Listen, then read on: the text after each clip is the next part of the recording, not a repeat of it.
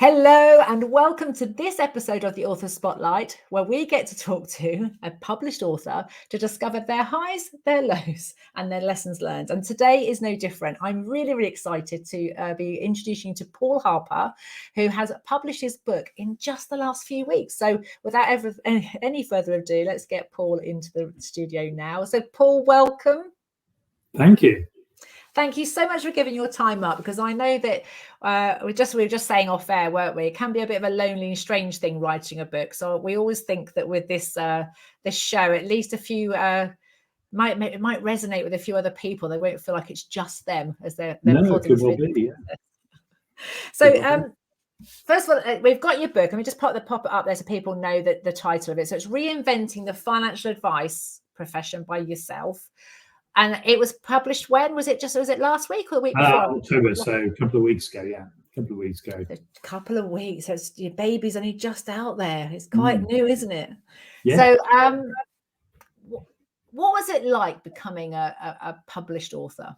That's been like what for you? Well, I mean, to be honest, it's probably a sort of dream come true, really. And so my book is Reinventing the Financial Advice Profession. It's about the last probably 40 years of the financial advice profession, which I am a headhunter. So I headhunt people from that profession and move them around the industry. And I'm a qualified financial advisor, though I've never actually been a financial advisor. And so it's a very specialist niche. And the amazing thing is, I've written a book. It's gone into Amazon. It went to number one in 2 sub-segments. You can enter, I didn't know that, but you get the opportunity to enter 2 sub-segments. So one was retirement planning and personal finance, and one is financial planning and personal finance. And within just over a week, it went to number one in both of those, and also number one most gifted.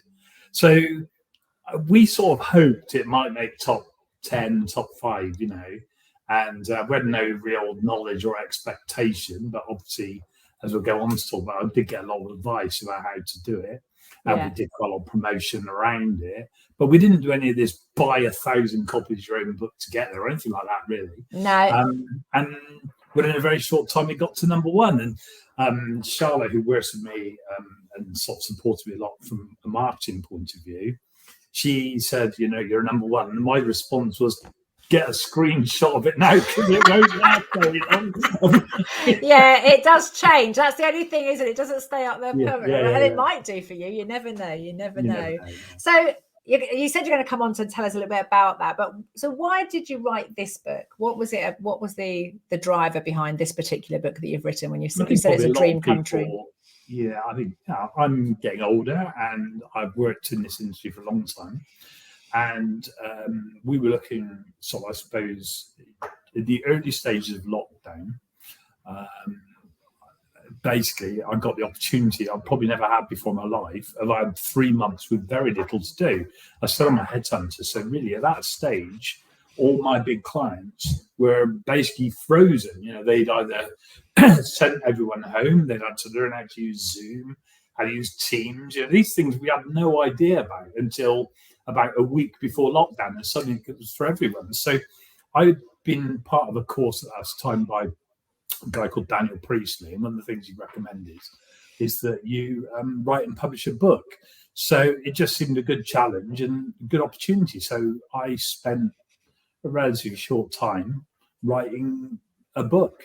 And I suppose that was, so in a way, it was done to build the profile of my business, which has been going 23 years. And on another point, it was a sort of personal challenge, which I didn't know that I'd be able to do. So that's what I did. Fantastic. So, and you said it's been a sort of a dream or a sort of thing you've always wanted to do. So do you think if the lockdown hadn't happened, you may not have ever got started? Yeah, I think so, because I think that the challenge was there. I found part of it, we'll go on to this as well, really easy. The writing the bit, so this is the book, it's quite substantial. Yeah, do hold it up. Let's have a look at it, because it's a real book. I don't know what size that is, but 300 and something pages. So it's quite substantial. Took like 237 pages of whatever size this is, and so on. but it's relatively substantial. And I wouldn't have dreamt I could write something like that. I was expecting to be a pamphlet. But it's surprising how the words flow, particularly when you talk about things that you know really well. You're on your subject and everything else. So I think I could have done it outside of lockdown over a series of nights, but I probably wouldn't have dared because I was so busy day to day and everything else. I just wouldn't have actually dared to say, every night consistently for a month or so I can write this book. And that's really what it took. Yeah. Fab. So what was probably the most important thing that you've learned then through this process? Well, I think the most important thing I would learn is that I probably did it the wrong way around. So I wrote the book and then I got the mentor. What I should have done was got the mentor and then written the book. So basically, I didn't find it very difficult. Like I said, the words flow. I think most of us, we not realize this in advance, but there is probably a book in us which is just about our own experiences. I didn't. The first half of this book really talks about the financial advice profession over the last 40 years, and that's just based on memory and knowledge. I didn't look up loads of references. I didn't, so it flows totally easily for me. The second half of the book, I got some advice on, and I started to research things like advisor schools, financial advisor schools, speak to people in that. I was advised then to go and speak to about 10 different people, which I did in the industry. And so then we had to slot in all their quotes and all those type of things. So it was quite messy. But the biggest problem I had was overwhelm. Once I'd written however many 1,000 words I've written, I just looked at it and I thought, you know what? This is rubbish. It's not rubbish as in the stuff that's in there, but it's not a readable format. I had it split, I think, into 4 parts at the time. And I think nobody would have read it. And it then sat there for over a year with me not having a clue what to do. And you're just thinking, it's there. I know I want to publish it. I know it will help my business if I publish this book, but I don't know how to do it. And to be quite honest, I kept saying to people, this is rubbish. The things are in there, but not in a format that anybody's want to read. And so then I went to Karen Williams. So I discovered that you get these things called book mentors, and that was quite hard to find. It wasn't something I found easily. I worked through, basically, I started looking for an editor because I didn't know what I was looking for. And the editor then referred me eventually to Karen Williams, who was my book mentor. And then I gulped at how much that was going to actually cost. And I realized that you don't make money on selling a book unless you get John Grisham or Jeffrey Archer or something like that, or you get massive advance, probably like Tony Blair or someone like that. But so that sort of then took a bit of getting used to. But the whole concept of having a book mentor was sitting down with her, because the chapters were there, going through the chapters were there, then she would go away and she would and after a long time she said, I think we should split this book in half. I think we need another couple of chapters on this particular aspect that I haven't really delved into in time. I think we should bin stuff that you don't really know about, because it's obvious the bits you don't know about and the bits feel really confident. So like I said, as a headhunter, I'm really into people. I know everything about the people aspects of our industry over 40 years. I mean, it's natural, and I've got really opinions on where we're going with that. I'm also massively into training, so I understand. I'm interested in the aspects of the industry. Technology, little bit. So I've got a technology expert to help me a bit on that, and we got the basic stuff on technology and some other stuff. Just decided the more technical sort of stuff. I mean, I hold the qualifications, but I'm certainly no expert. Why would I want to tell anyone how to be a financial advisor? I don't. What I want to tell you about is the story about where it came from, where it's going to, and what's going to happen next. And that's got an audience of financial advisors. It's not an audience of the general public, although a lot of my friends have read it and said it's a laugh when we talk about company cars and things. But so that's really where it was. And I think the question was, what did I wish I'd known? I wish I'd known that you can get a book mentor at the beginning. and you don't have to write your book first and then get your book mentored. Yeah. And well, yes, and I know Karen will definitely want me to agree with that, and I do agree with that, getting them at the beginning. But I will just like to assure anybody that's on this journey who've already written it, wherever you're on the journey.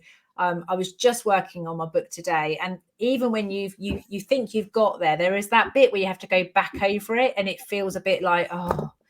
So I think with it, I think you have that feeling whether you have a book mentor at the beginning or the end. I'd like to reassure you, it's just that they will be able to perhaps shorten and get you through it much quicker, because they can highlight. I'm curious who it was who told you that you had to go and talk to sort of 10 other people. Where was that advice coming from?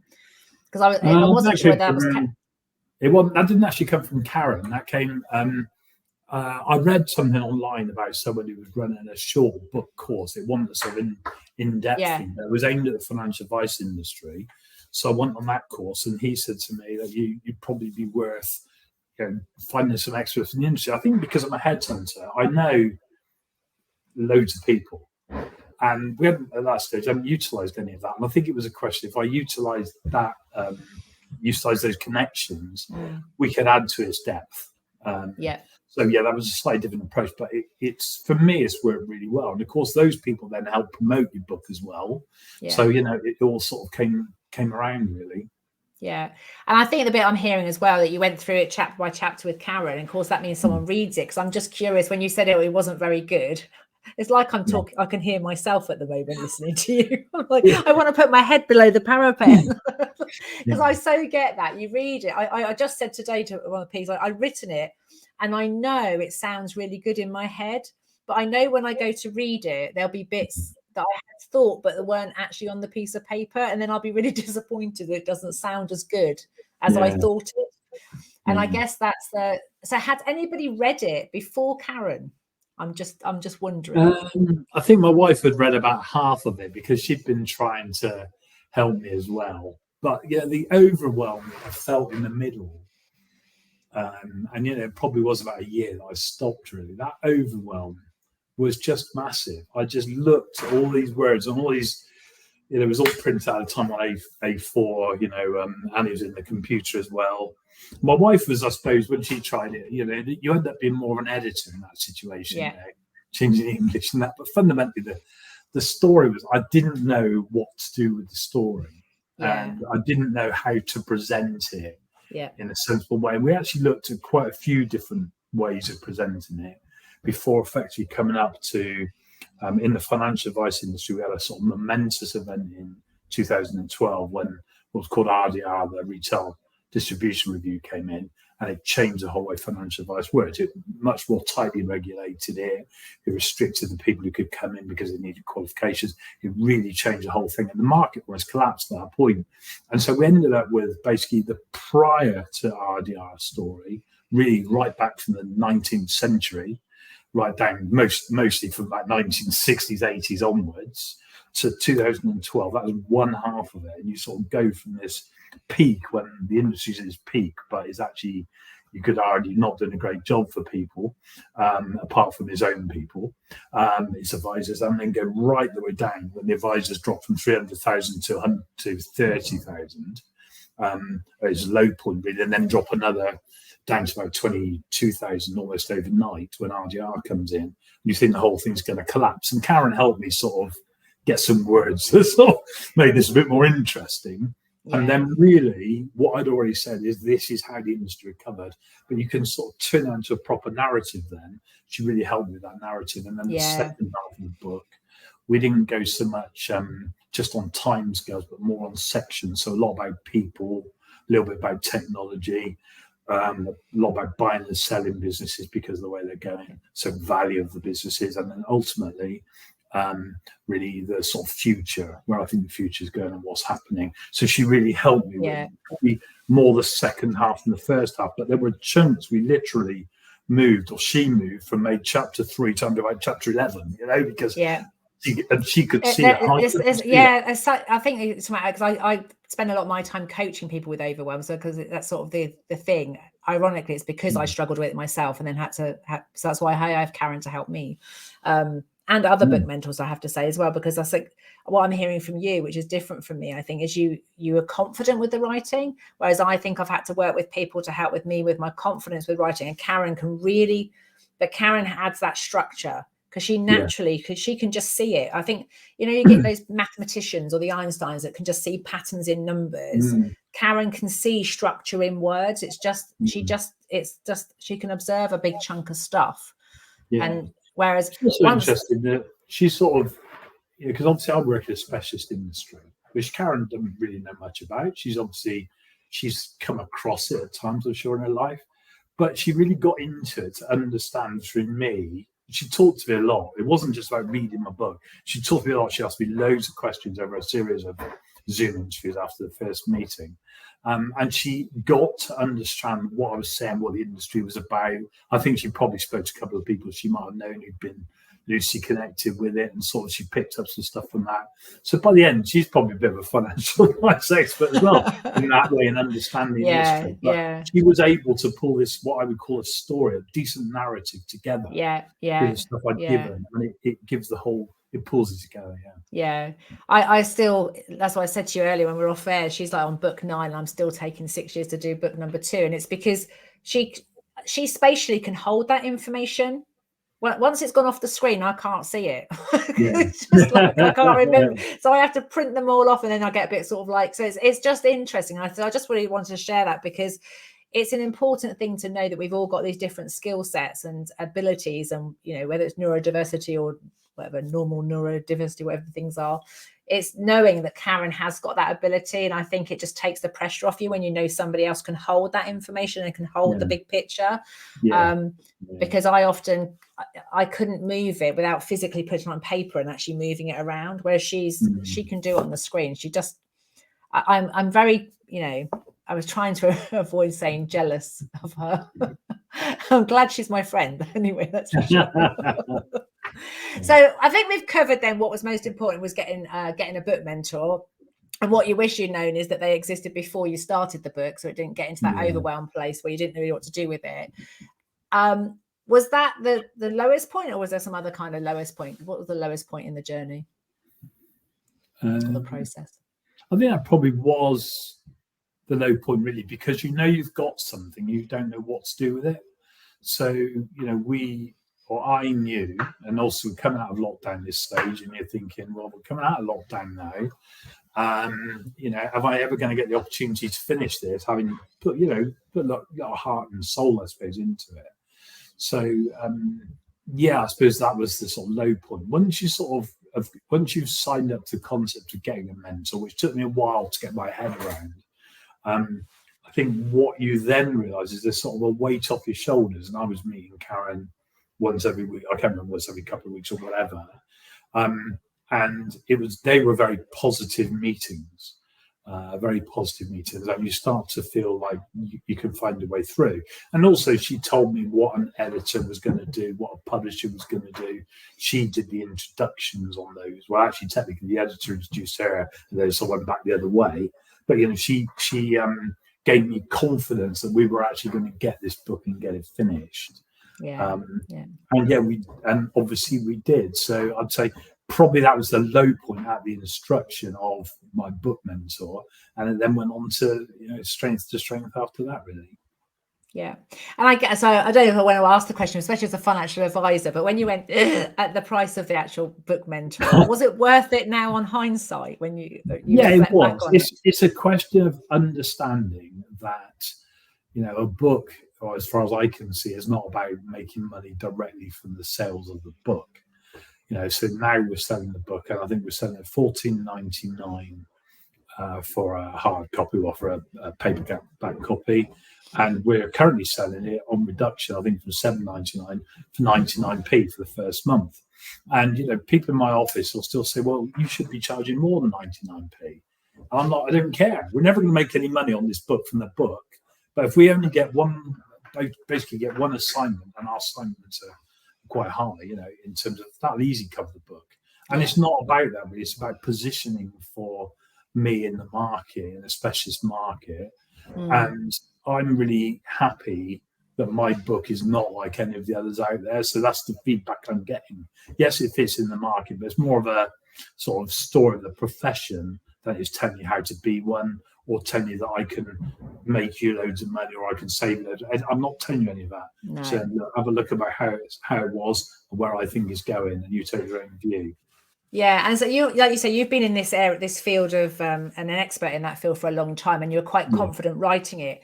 Did you find though that the process, because this is my personal experience, is that yes, the book then makes it easy for other people. So like you were struggling to find a book mentor, but now in specialist field, it's more likely, I find with my book, that other people should recommend the book, and that becomes a way of them getting to know that this thing exists, that they can actually contact you. So you've talked already about the return on investment is likely by just one referral or one client that comes from it. But I also found as I was writing the book that it does something to the way that we or maybe it's just me, show up as people, because the more we write it and the more we distill it and the more we clarify it, it really embeds what we already knew. I'd agree with that. It makes you more able to narrate, because, some people are natural narrators. I'm not, I wouldn't say. I'm not a natural storyteller, but by doing this process. So I was interviewed, 3 hours ago this morning about this book by someone who's from a leading firm. And what amazed me, as a leading financial advice firm, for a podcast for their business. And what amazes me is how easy it is to distill little stories.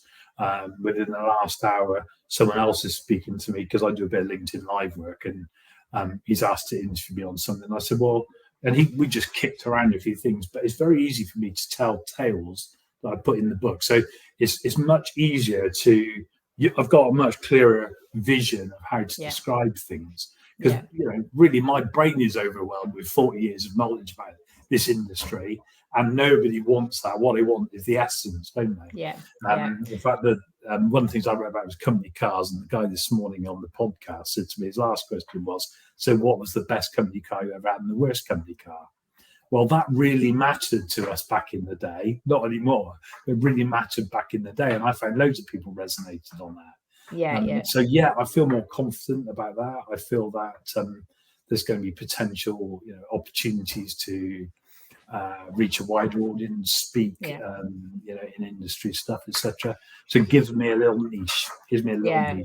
Yeah, I can relate to that myself, because it helps you clarify it, and I think because you have to go over it so often and so many times, and through the editing process, and you're having to constantly choose which is the best story for which part of it.